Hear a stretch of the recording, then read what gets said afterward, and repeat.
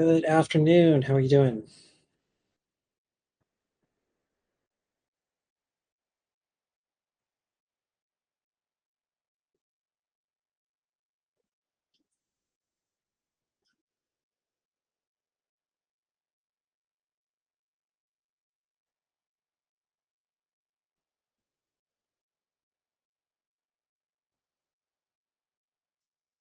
Welcome. Is everybody on lunch? And so camera off and you're talking.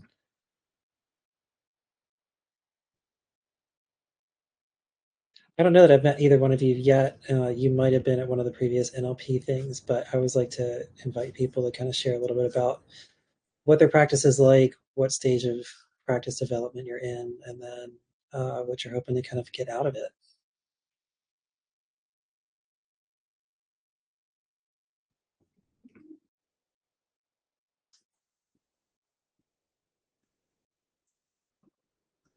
Hey, welcome.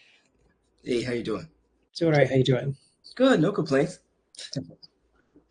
So I was just inviting other people to kind of share what stage of practice development they're at and kind of that. I think you look familiar. I think we've done at least one or two of these together Yeah, before. yeah, So of course. yeah, could you remind me like where your practice is located and Yeah, so I'm virtual, located in I'm licensed in New York, New Jersey, and Pennsylvania. But I don't have any clients in Pennsylvania. I'm thinking about even dropping that license. But yeah, that's where I am. got it. This is NLP, so a lot of people in here are usually just solo practitioners. Are you solo? Yeah, I'm completely solo. Want to do the group, but not looking too good so far, but it will. What about the not looking too good with the group? What seems to be not looking great? So I've been I did a lot with my website. I hired this like agency, like to do like the Google ad stuff. I guess it's kind of early, but I just don't have.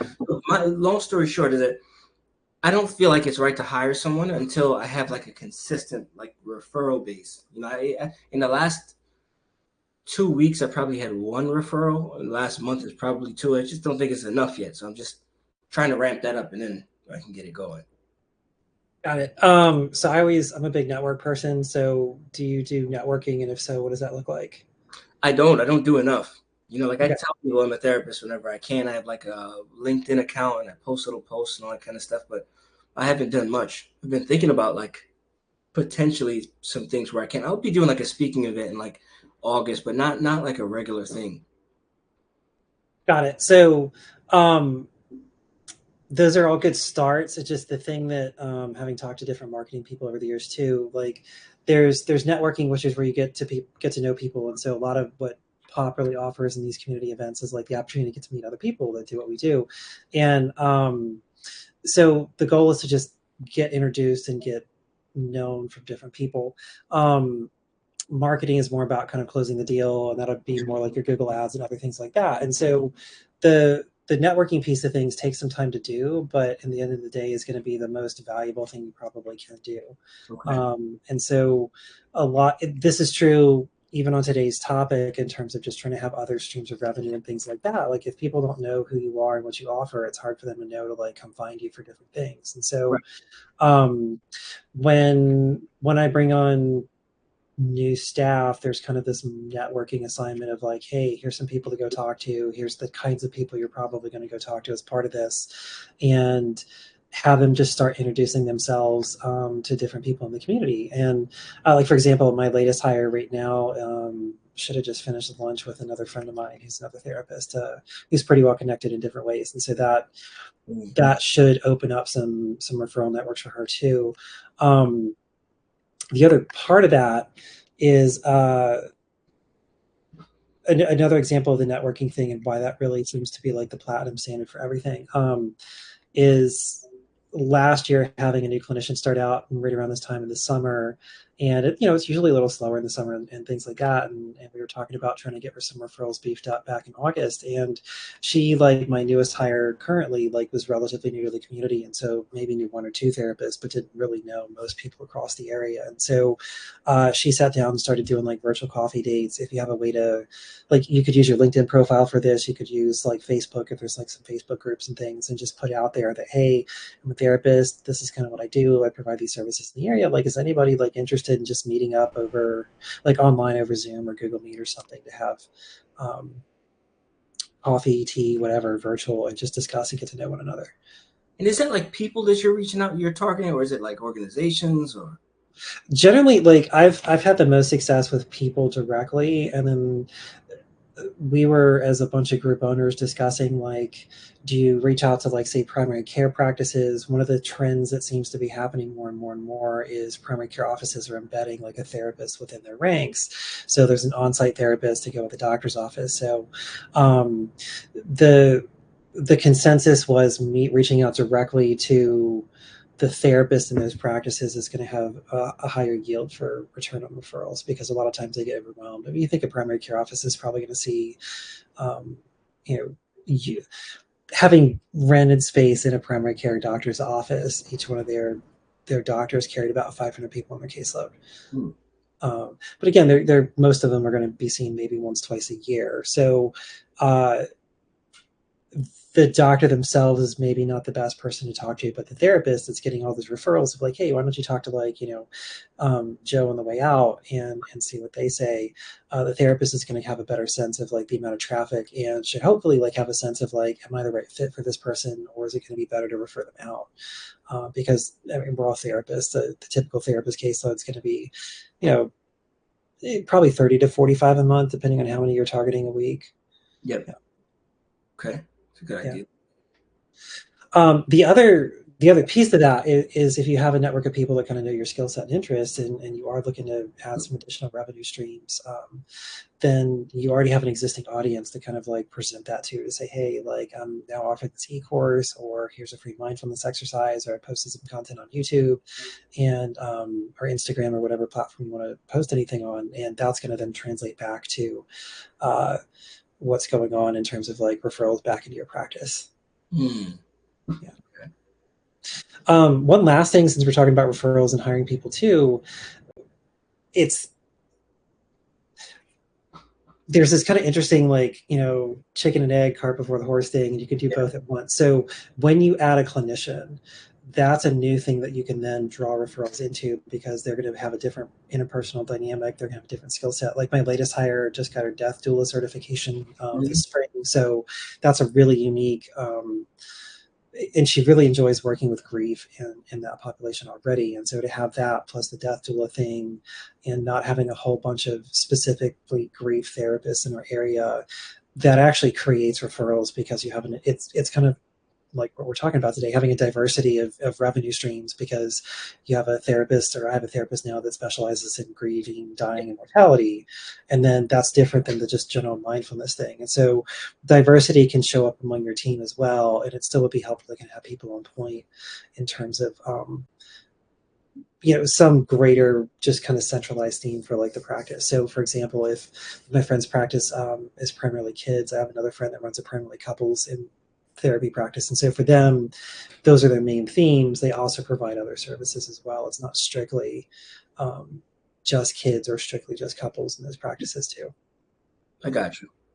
You know. Okay. I am taking on an intern. So this is I'm gonna give out some of these tips to him as well.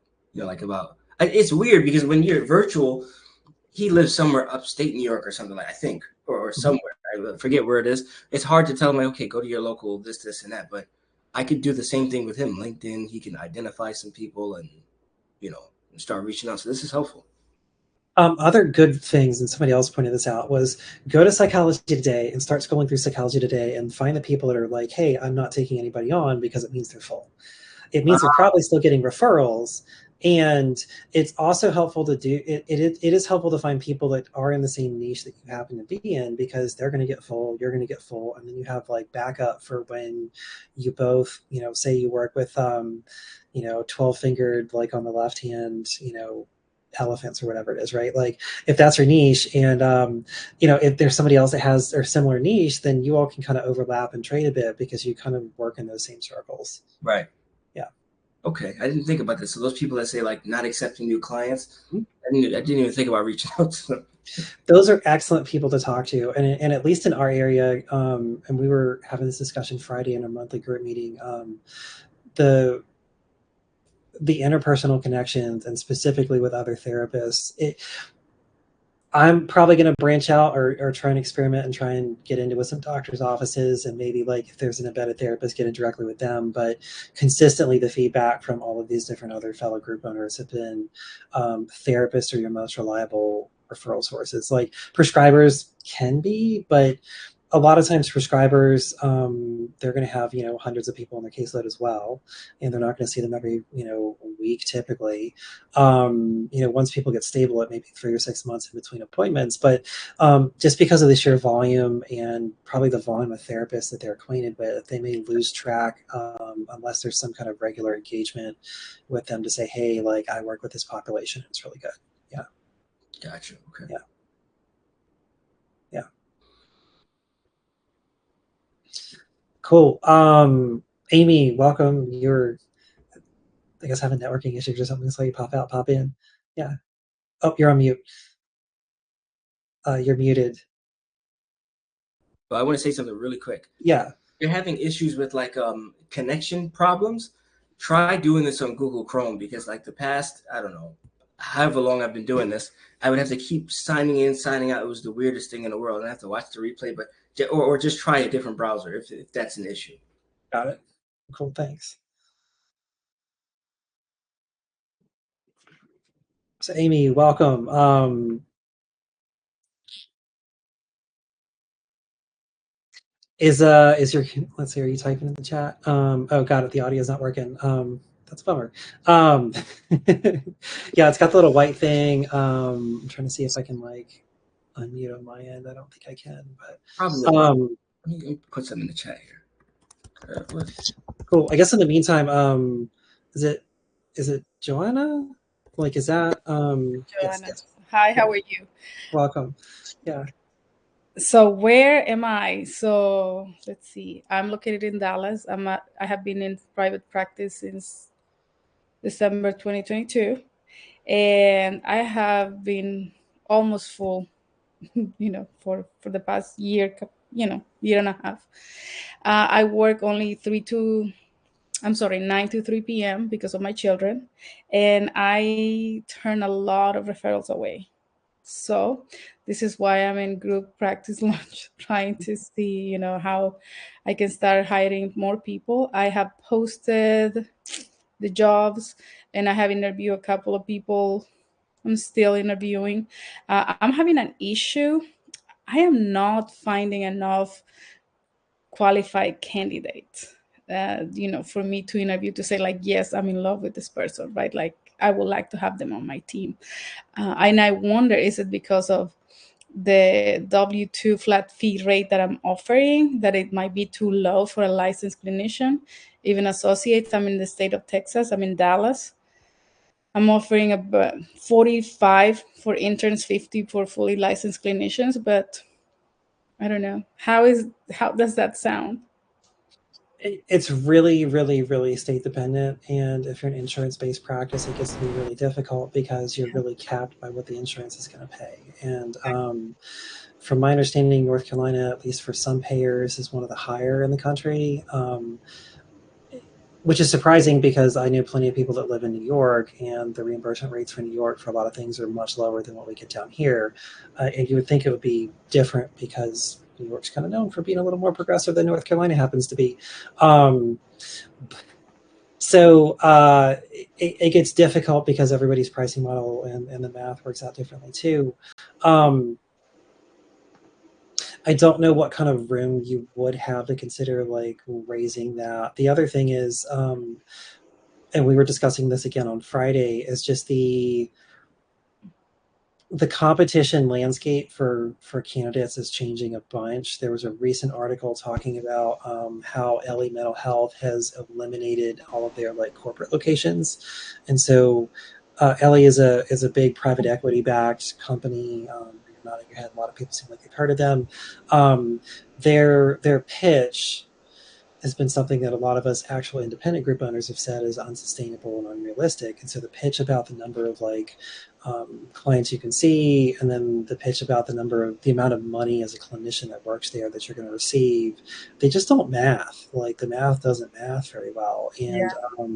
there's also the same articles discussing how on the back end for franchise owners for Ellie's not providing support. And so all this to say, in terms of rates, what people coming out of school and people just kind of casually asking without doing any really deep dive about research about what what the numbers actually are for, like, here's what a typical reimbursement rate is for insurance.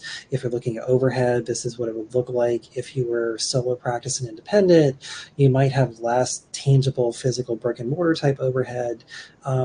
Depending on how you choose to work, like if you're like Steve and fully remote, it's going to be lower overhead. But a lot of times, people coming into practices want that brick and mortar experience to be able to see like clients face to face, and that increases costs. The other thing that's really probably a more difficult thing to like help people understand is the amount of time that people put in to make the business work. That's an overhead thing that a lot of people don't really want to consider. And so, you know, I don't know how to communicate that on a job post necessarily, because the people that are going to like want to work in your practice are people that don't really want to do the logistics of running a business.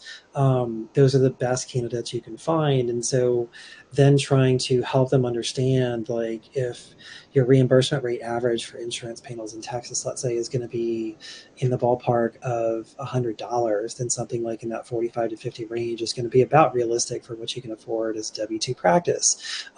If it's higher at say 150, or if you're private pay, then that number is going to be higher because like your minimum number of sessions maybe can drop per clinician, so their caseload can be smaller to retain the same amount of income and these other things. So trying to explain those logistics, and then also just talk about, hey, on the back end, this is what I'm doing as a business owner and investing my own time to make sure that you can just show up and be a therapist.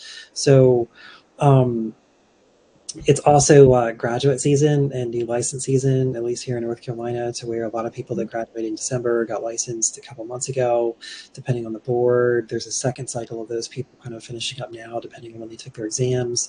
So there's like a new crop of people that are going to be fully licensed, or like into restricted new licensure coming into existence between now and the end of August. And it's going to be really good. The downside is, you have to take the time to like really start people from scratch in their careers. And so that's a question to maybe consider about, are you open to having associate level licensure people? You mentioned interns. Quick question about licensing, knowing Florida, at least for the LCMHC community, the counselor community, like they're considered interns in Florida, even though they're graduated, but they don't have any kind of formal license. So is it similar in Texas where you are? So in Texas, an intern is in graduate school, and then they become associates once they graduate. And in Texas, this is the thing too, they are allowed to uh, charge per sessions on it. So that makes a difference, because now any associate can set their own rates, and then you start their own private practice. I am explaining that the job that I'm offering is fully in person, that it comes with an office fully furnished, support, administrative support, EHR, referrals, marketing, all those things on the job post. So okay, that's what I am, but thank you. Yeah. One other kind of interesting phenomenon is I haven't had this yet, but a number of my group owner friends have had people that are like, hey, I'm going to go out on my own. And so they started a group practice, build up a caseload, use the group practice to kind of set things up and then leave. And usually they leave in a kind of rapid fashion, like, hey, here's my notice, whatever the like agreement happens to be. And 30 days later, they're off doing their own business. And 3 months later, they're out of clients because they hadn't factored in, I need more clients to replace the ones that are going to wrap up. Running a business has its own other things that go with it. It just gets to be really stressful. So people launch themselves out of group practice without a plan and not realizing all the things that the business is doing to sustain itself, and then go out of business pretty quickly. And sometimes they come crawling back, sometimes they reevaluate things. So that's another phenomenon to where some of these people may start out trying to do private practice and realize they're just not ready to run a business themselves yet.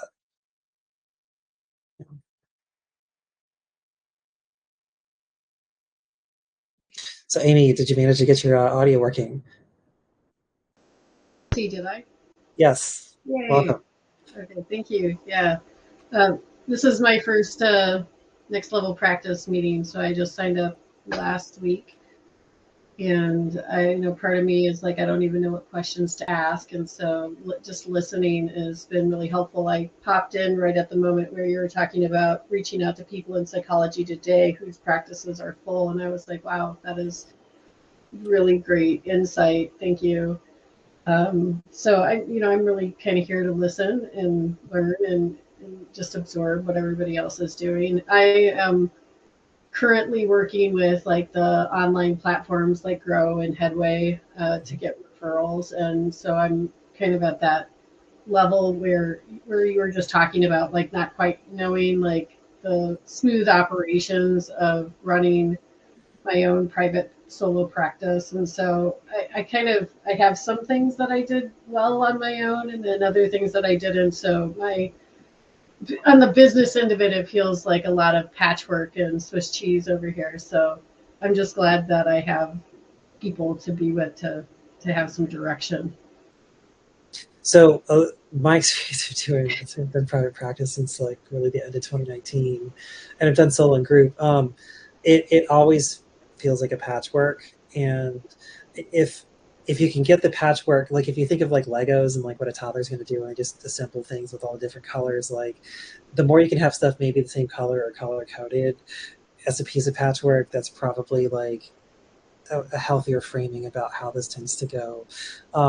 And there always seems to be some system that you start with that you outgrow or isn't working as well as it used to, and so then you kind of have to like revamp one part of that.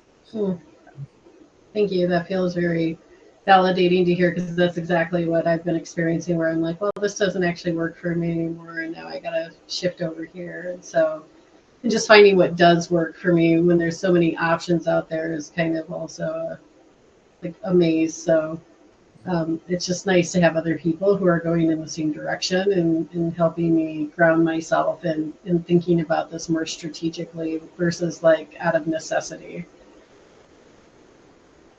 Yeah, and I just want to reemphasize, because I think a lot of times people, networking is the goal is to meet the person and meet the individual and get to know the person. Like the referrals come as a byproduct of that.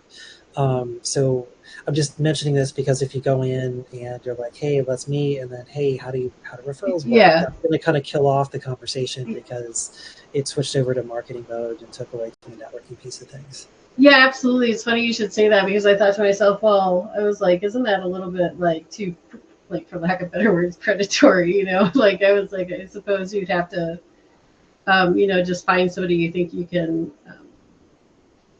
mesh with, right? And so, yeah, I'm a little bit introverted, so I suppose that's been a difficult thing for me. Yeah, I think most of us therapists are probably more introverted than we want to admit.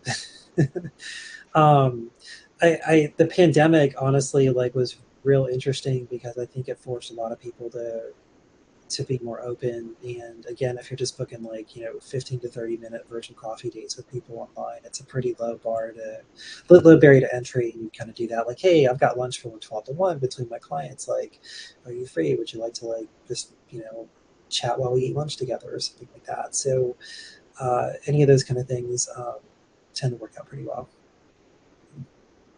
Yeah, I've been doing a little bit of that, and then I'm maybe like, I think the pandemic actually made some of my social skills really rusty.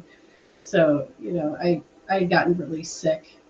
I had long COVID for like a year, and so I was like just trying to keep my head above water. So this is like kind of the first time I'm like, okay, I'm putting myself back out there. So I appreciate the space to practice and the kind of reframing. I appreciate that. Thank you. You're welcome.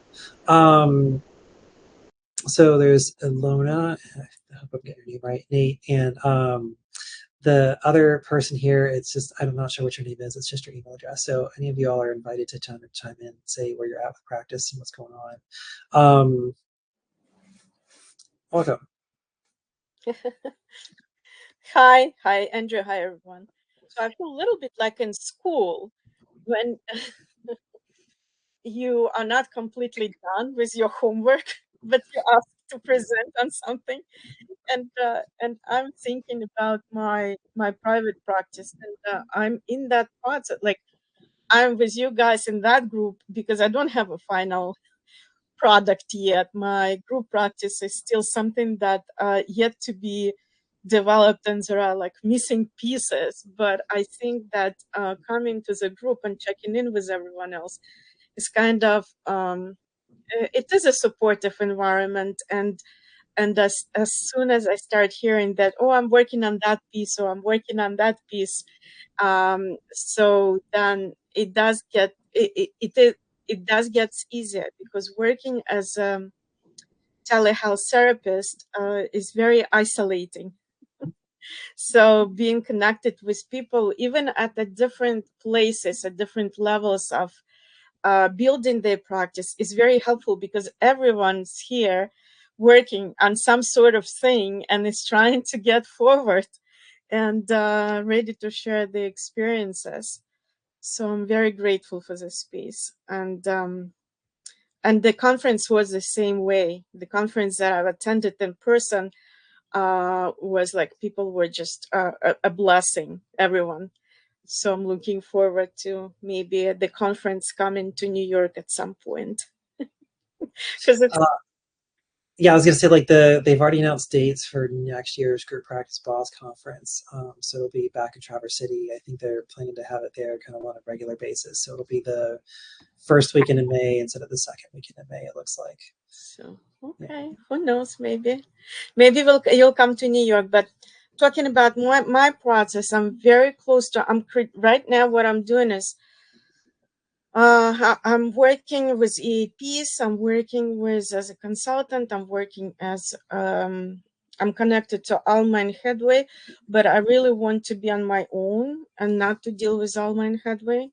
And so I began the process of credentialing within different insurance companies, and that's where I'm at. As soon as I'm credentialed with as a group practice with the insurance company, so I think it will be much easier to market.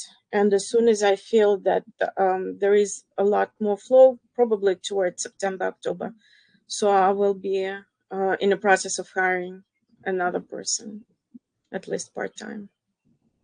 Cool. Things like EA panels are like definitely one of those ways you kind of diversify your stream of income. So for those that don't know what EAPs are, they're employee assistance programs. They tend to pay lower. They tend to be looking a little bit more for like solution focused type orientations, because often they don't pay for more than, I don't know, 3 to 5 sessions often. Typically though, a lot of their clients often have insurance, and so if it's somebody that has a longer term issue that they want to work with, they'll like we just had one of my clinicians worked with a company called CareBridge. They did their 3 EAP sessions, and now they're a Blue Cross client for us. And so they're, in terms of considering referral streams, they tend to be a much higher referral rate than companies like Grow and Headway are going to be, which are much more in the business of handling the insurance side of things exclusively and less about marketing you specifically. The EAPs are going to be something a little more directly connected to the clientele and things like that to bring things in. Thank you. So is anybody ambitious? You mentioned also doing consulting and things, and that's always another avenue for multiple streams of income. Does anybody have any ambitions about, or desires, or thoughts on things that they might want to do as a secondary like stream of income? Examples would include, so I have a pretty interesting new space. It kind of suited for like, say, like meditation or yoga, as well as like maybe an event space for small events. A friend of mine looks like they're going to have a 20-person Enneagram class in September using that space of mine. So depending on the kind of space, if you are somebody that has some brick and mortar space, that could be something to offer up as a viable stream of income, even if it's on a limited basis. If you're not using your office like 3, 4, 5 days a week, or maybe you're in there 3, 4, 5 days a week, but have a couple available weekdays, subletting is always another way you can kind of divide out your real estate and your brick and mortar and share things, and offset your costs and things like that. Plenty of people I know, especially if you have that consulting end of things, there's lots of different things you can consult on. All of us different ones here in POP consult on a number of different things. And so I kind of do the systems end of things and more the HR side of stuff. You're at the conference, so I apparently scared everybody out of doing 1099s when I was there, which is kind of fun to think about that being that kind of meme or whatever. But we all have our different areas of expertise, different focal points, and offer that up for different people as far as what they're looking for. Some other areas that you could consider, I'm in the process of switching billers and billing companies, and that's always a big transition because it's kind of like switching your entire shipping over from like FedEx over to like UPS or the Postal Service. So there's a lot of logistics that kind of take a month or two to kind of catch up when you switch those things over. One of you had mentioned being in the process of doing the credentialing to get off of Headway and some other things like that. And so similar kind of thing. It's not exactly a re-credentialing, but you are switching up the logistical system that communicates with the insurance company in your system. So in doing so, I'm switching over from like kind of a blanket model billing percentage over to somebody that's going to kind of come in and just troubleshoot specific claims. So I don't know what kind of level of interest or patience you have for like troubleshooting insurance claims for other people. There's a Facebook group. I almost want to say a woman's name's Kim Tolson. It's a how to be your biller kind of thing. So I'm guessing her name right or remembering her name right. She was really fun to talk to earlier this year. So a lot of the insurance billing nowadays is different than it was 3, 4, 5 years ago.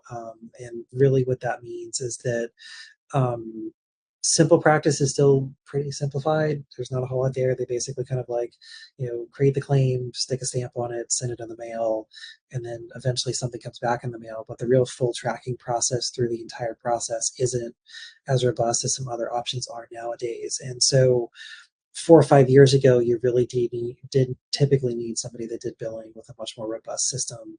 And nowadays, many more people are doing what I'm doing, which is transitioning over to having somebody that will kind of come into my EHR. It's connected to a clearinghouse, and actually it's a revenue management system or something along those lines called Trizetto.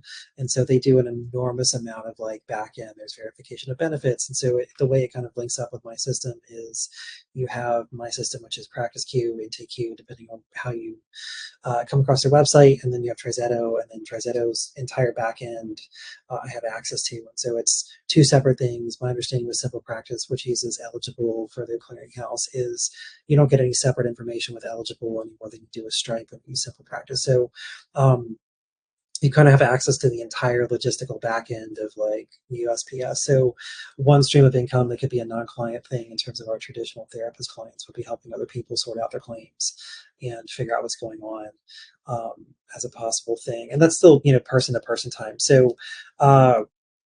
in terms of thinking of revenue, something like subletting your space out is going to be much more passive once you have a subletter there, let's say, or having somebody in for events and have the logistics set up. You don't really have to do anything other than get bookings or get that subletter plugged in for doing the kind of work I'm talking about where you would troubleshoot someone else's like insurance claims. That would be something a little more active, like an administrative type role. Plenty of people create courseworks. A friend of mine, I met at a different conference through POP a couple of years ago.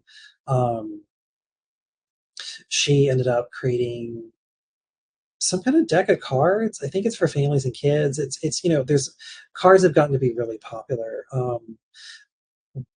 It's prompt cards, whether it's prompt for meditation, maybe it's prompt for meditation on a certain kind of thing. Maybe it's a place like I'm an acceptance and commitment therapist. So there's lots of ACT decks out there for different types of things related to the ACT process and the ACT world. And if you can have that kind of product and product launch and then find a way to like have things set up on Amazon will self-publish a lot of different things and make that relatively easy. I realize it's Amazon, but we're just mentioning ways to kind of logistically have stuff done kind of in a drop ship kind of way without having to go through the traditional route of having a publisher to like publish a book. There's lots of different options to print that kind of thing or make a product available. Printify and some other types of these platforms will hook up directly to like an Etsy shop. So ideas of other ways you could kind of make something prepackaged that somebody might be interested in buying.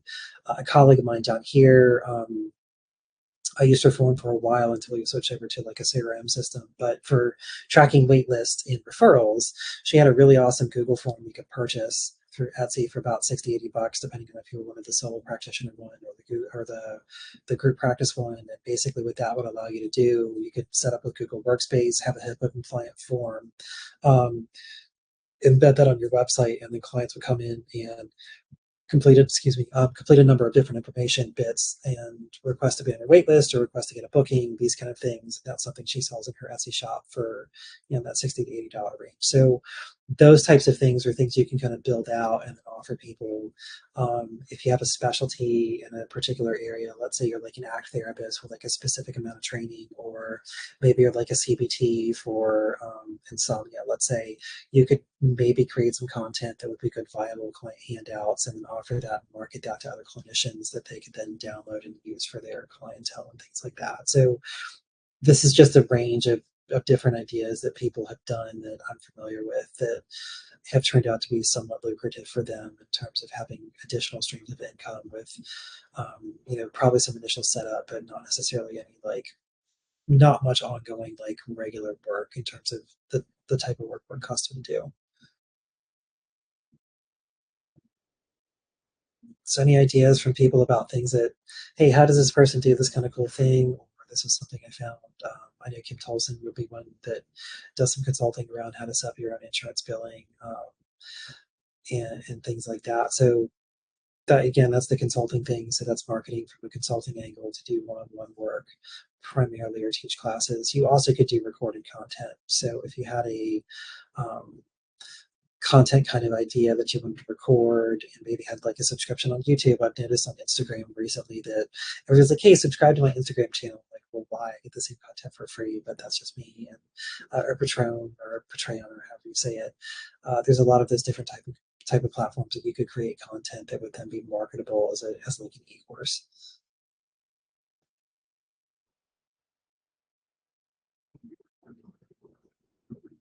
That may be something that for many of the people in next level practice, including y'all, because you all are generally like really early on and getting started in solo practice, that getting your practice set up and getting that running is primary, and then thinking ahead to things that you might offer, or maybe some people come into private practice after having been in like agency world or have like 8-10 years of a career already, and so the part of the lure of coming into solo practice is being able to create these other kind of content areas to then share with people.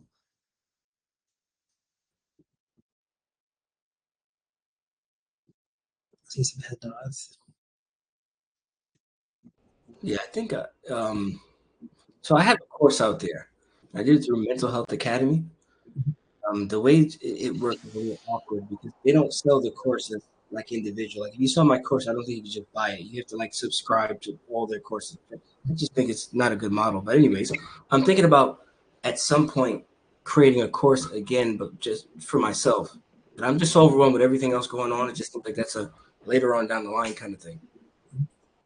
Yeah, creating a course is a big undertaking because you're going to be structuring out like setting up a syllabus and a timeline for like teaching an actual course like you would in the school system. And again, the benefit is it's kind of like having a presentation talk that you're going to plan to give at multiple conferences. Like the logistics of setting that up is kind of a big front end investment, and then once it's done, you kind of just get shopped around to then present the same thing at different conferences. So that's actually another considered stream of income, is to look at conference things. It depends on if you'd like to present too. I look at it as it's fun to travel, and so to have a business expense as travel to go somewhere that I might want to go visit, that's the appeal of doing conferences. Over necessarily the presentation. The presentations are fun too, but not everyone enjoys public speaking. and that can be a barrier. And so therefore, that recorded course can be a way to offer that. I don't know.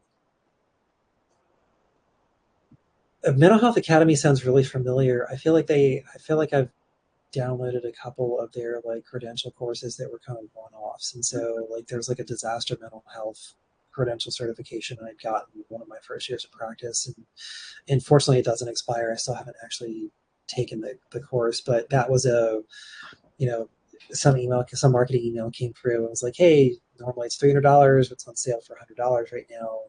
Those kind of semi-clickbaity, very effective marketing campaigns. So that could be something. I'm curious, like, are you able to take the course that you did with them and then cease to offer it on their platform and then list it somewhere else? I never once exercised the option, but I'm starting to think about it more now. I never even spoke. They said that like, hey, if you ever want to stop it, you can. Like they don't own it, but I don't know if they actually give me the video or whatever it ended up being. It's something to think about. Yeah, and that raises a good point too about any of this kind of stuff that you do. You want to make sure that you retain, like, depending on what you're doing. There's Right. times where like having your intellectual property belong to somebody else and let it be theirs makes sense. So these recordings for practice of the practice like will remain practice of practice property like after I leave, and that makes sense because this is the platform it's going on, this is the group that it's happening in. It's not the same as recording like independent content to then offer about a specific type of thing. If I was to want to say like do how to be your own biller within say simple practice and walk through that kind of training course, that would probably be something I would want to have on the standalone platform so that people could pay and purchase per download in that kind of model. So there are trade-offs. It's also worth considering, is the platform that you have things on something that's helpful, and if we're talking continuing ed, because that's kind of what we're talking about in that sense, getting credentialed as an independent continuing ed provider takes some effort and some time. You have to kind of, for at least the NBCC, which accredits for counselors, you have to do, I think it's 3 live trainings, and then you can offer on-demand trainings that are NBCC approved for counseling licenses through most states in the country. That's generally how the counseling CEUs are graded for their quality and things like that. So it can be worth it if you plan to have a website and do some of these marketing type things. Whereas if you go through something like Mental Health Academy or some of these other platforms, they've already handled that accreditation process to get the CEUs in place. And so, again, it's still important to kind of know whose intellectual property does this end up being at the end of things. But it's worth considering, and sometimes spending some time like, hey, I've done this course, I've done this course, I've done this course. Even if we're talking conference presentations and things like that, I know that a lot of the professional organizations at a state level here don't really have the budget to pay presenters as much as you might to go to some other conferences, and the consequence is the conferences aren't as good as they could be because they're not able to attract the people that have like paid their dues, let's say, doing conference presentations. And I mean, we're therapists. We run into like the money conversations all the time. Like, hey, this is valuable, but people don't want to pay for it, and you do kind of get what you pay for. So if you don't pay presenters to come in and do high quality stuff, then you're going to get people that are willing to volunteer, that are looking for that resume or CV piece, more than the people that have like years of experience as public presenters to come in. And so thinking about, is this something that's like a stepping stone and leads to more opportunities that I can put down and then give samples to people to then market myself as a presenter or market myself as content creator for these type of CEs? And do I have access to it in the future, or could I even have access to it just as a marketing piece? Those are things that can kind of lend credibility to whatever platform, whatever avenue you might want to do that would pay higher as you seek those different gigs out.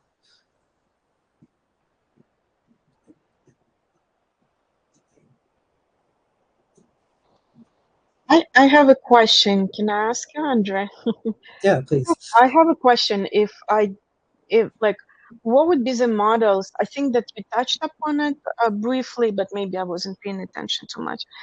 How does it work if you offer a program for a company, for a telehealth company?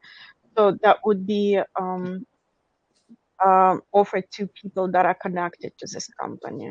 So basically, not from my website, not from my idea, but through others. Do you have any experiences with contracting? How do you get paid? Just presenting once and getting the fee, or you can, did you say pay per click if people are on their own time try to log into your program, you get paid for that? Um, when you started, I think what you were asking is, let's say I'm a Therapy Notes subscriber, and Mm-hmm. um, I I'm sharing how much I like Therapy Notes, and somebody else wants to sign up for Therapy Notes, so I give them what's called a referral link or an affiliate link. And so Mm-hmm. I have experience with that. I've referred a number of people over to my EHR platform. Again, it's not Therapy Notes, but usually it's like, I think it's $100 discount both ways, or it's $100 discount, or up to 100 if somebody subscribes for a month. And um, that could be the kind of thing, if you wanted to be, say, like kind of a brand ambassador, might be kind of it, might be what you're asking. I know you were at the conference, Jane App is the name of the EHR. They had a couple of their brand ambassadors, which are also people that work work as therapists in practices, use Jane EHR, and for some way that they do things, they then get flown around and get to market and promote Jane as a software platform at conferences, among other things. So is that kind of what you were asking about, or are you asking about if I was to create content and then? Yes, if you were to create content and offer that to different organizations, would you ask organizations to pay you like one-time fee, or as a part of the contract? Like, how do you get paid? But if they want to use your, for example, you present and they ask, oh, can you send your slides to like 125 people that were participating in the webinar? Is that something that you charge for, or you create the subscription so 125 people can download your slides? How does it work in terms of, I guess, intellectual property? This is definitely one of those where having an attorney kind of like set up agreements around Mhm. use and what's acceptable use under license. Absolutely, yeah. But how does it work business model wise? What makes sense, what doesn't make sense? I think it really depends, because if you're somebody such as Barbara Griswold, who her book and website and everything is navigating the insurance maze, Mm-hmm. um, she offers a number of, like, single purchase, single seat for single user type products. I have Mm-hmm. all my clinicians go through her how to write insurance notes training, and sure, I could technically pay for one of those and then use that same license of video recording and other things like that for all of my staff, but that's not the right thing to do. That's how she makes a living. So for everybody that I bring in, I buy a new seat at around $50, and then they get access to that. And so I pay per seat there, and I believe in doing that because, again, this is supporting what we're talking about, Yeah. and fits my values and ethics. And there's also the option, if somebody wanted to hire her, and she does this as well, to come in, and maybe she does like a group discount to where she's going to show up live in person, spend a couple hours to go through a Q&A session and training and things like that. Mm-hmm. In that kind of package, let's say it's let's say if you were to do this individually, everybody's going to pay $50 a head. And if she's Right. willing to kind of come in and you book her for 3 hours, and she's willing to do a live Q&A version of it, maybe let's say you have 15 people in your group practice. And so maybe instead of $750, she does it for $500 or $600, right? Um, she would probably include any slide presentations with that for you to use with your staff without a separate cost. Mm-hmm. So What I think is what is generally the cost of presentation, like 1 hour presentation? it really varies. The general rule of thumb for consulting that I've heard consistently through practice of the practice is it should be at least double your clinical rate Double my clinical rate, right? if you're going to show up live in person. If it's a pre-recorded thing, that gets more difficult, and to figure out what the actual pricing of things might be. My partner's in the process of thinking about some pre-recorded video content to offer. And we were kind of talking about rates over the weekend since we were driving back and forth to another part of the state. So I had a couple-hour car ride both ways. And I think the price she was offering seemed low. And what she was looking at was like, I'd rather sell have a lower entry point for people to then do it and just have higher volume and rely on that to recoup my money, which I think is a pretty fair type approach to it. So yeah, I would be thinking about how much would I like to kind of make off this stream of income. So let's say it's a 1 hour recorded talk or a 90-minute talk. How wide of an audience do I think this might reach and might value this? And then how many people do I think may want to participate and do? How much are they maybe willing to pay for this? Like if I was one of the consumers and one of the audience members for this content, what do I think would be a fair price to kind of jump in? And we could go back and use the CEU model and cost per unit there as a different kind of, or a way to like litmus test this. So my clinical supervisor offers lots and lots and lots of MBCC and Substance Abuse Board. It's the NBSAPPB here in North Carolina. It's a whole big giant mess of letters. So I think she basically, for her pre-recorded content, it runs about $15 an hour or per CEU hour. So like her HIV training that I took, which she has sold probably thousands of at this point because it's something required for us to do every 2 years. And so long as you can show that you completed it within your 2-year renewal cycle again, it doesn't matter if it's the same course you took the last renewal cycle. But I think it was about $45. And so for her, that's one of those things that she knows that thousands of people across the state need that training. It's priced in at $15 an hour. So if she's looking at, it took me maybe 10 hours to put this presentation together, which she had been doing anyway as a live presenter and getting booked to go into like substance use agencies and other things to go in and do it in person. When she was pricing out her online content, she probably was looking at, well, $45 makes this really affordable. It's really competitive across the market. I've already done the work. So now I'm just kind of collecting like piles and piles and piles of sprinkles on top of the icing on the cake that I already made. Yeah. So thank you for sharing. Yeah, I don't know that there's like a set range. I also think too, if you were looking at something that leads to like a credential, let's say, so kind of like that disaster mental health credential thing. There's another one about trauma-informed something.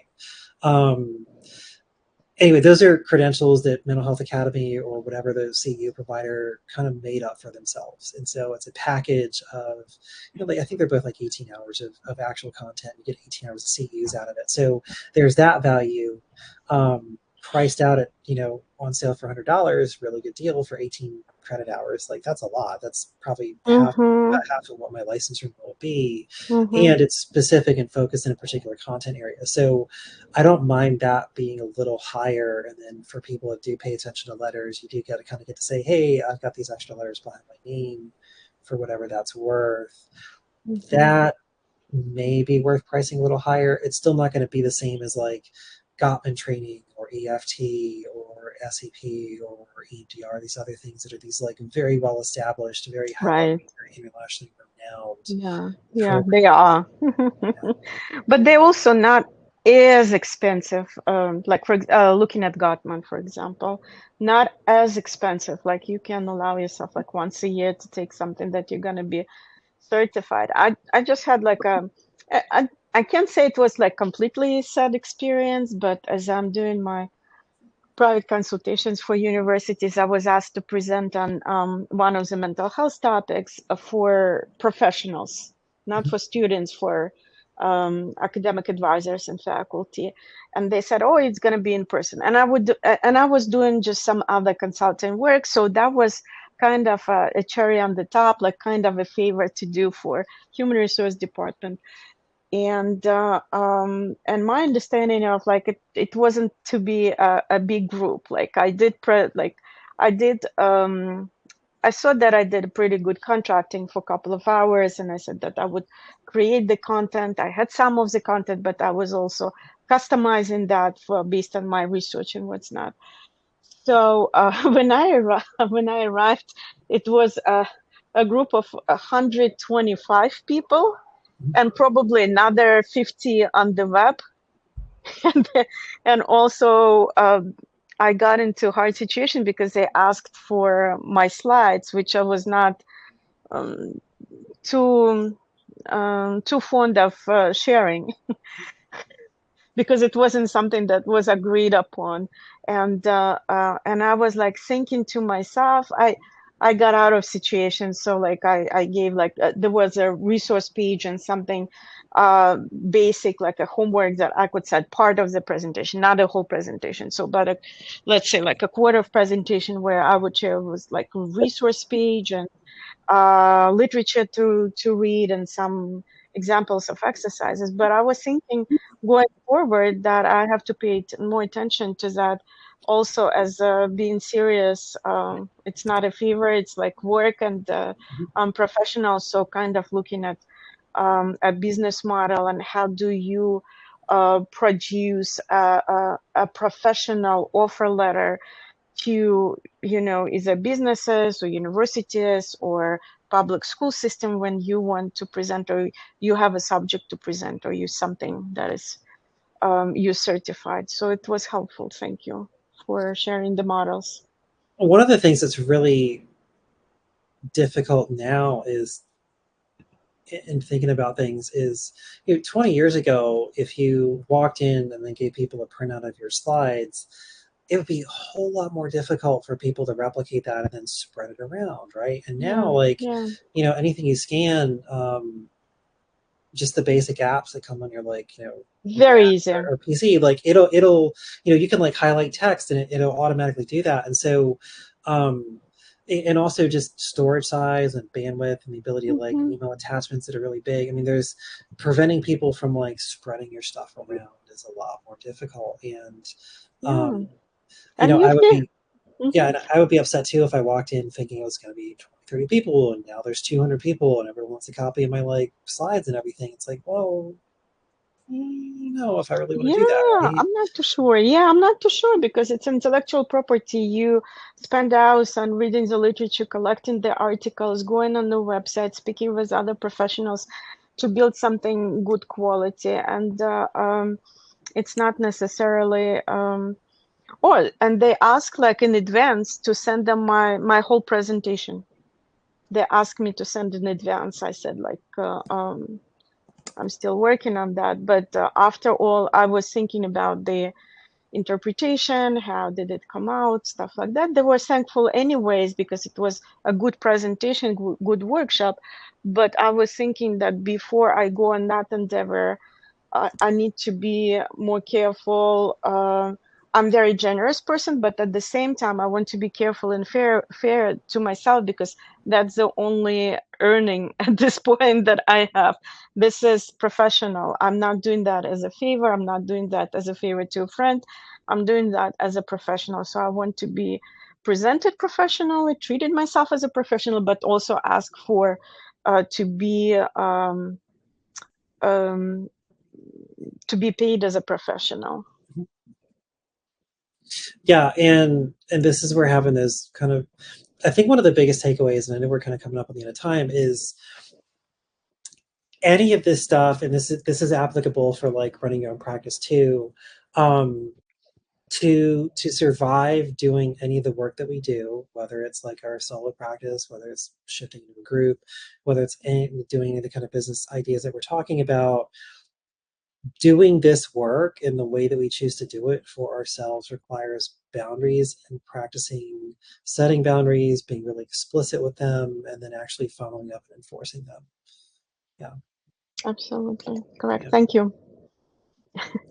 So have things like laid out, there's, you can probably find, if you search through Circle at this point, my attorney I've used for a lot of this kind of stuff, her name's Karen, Keren. Desvort, she's probably popped up in Circle a couple times if you search for me, an attorney or lawyer. She does flat fee contracts. It does a lot of this kind of stuff, and so can put in and kind of is really accustomed to. And her website is Not Your Father's Lawyer. not law firm, but not your father's lawyer. She's really cool. She left doing corporate world because it didn't feel right to like charge people $300 an hour to say yes or no on an email. And so does flat rate. So she has on her site a lot of attorney approved because she drafted it herself. A lot of these types of things about if you're doing a conference presenting or becoming a consultant or hiring a consultant or website copy or trademark or these other type of things. So this is kind of her area of expertise, and she's really good at walking people through. She's also really delightful to work with and stuff. So that would be somebody I'd really recommend to see. And if you can't find it in Circle, just send me a message. Yeah. Yeah. Okay. So if you can right now, like, is it right now or later, to like type it up or spell it so I can write it down? Like, yeah, let me pop it in. Yeah. Because I'm not that great with spelling. Yeah. So here's a link to her. Not your phone. Okay. Yeah. I'm just gonna do a screenshot. Is she part of that group that presented? I forgot the name. I'm so bad with names. At the conference, he was. No. No, she's not. She's out in California. She does a lot of really awesome stuff. Yeah. All right. So, cool. So thank you so much for recommending her. You're welcome. All right. Thanks. Thanks very much for showing up, and I'll see you next time. Thank you. Bye bye. Thank you. Bye.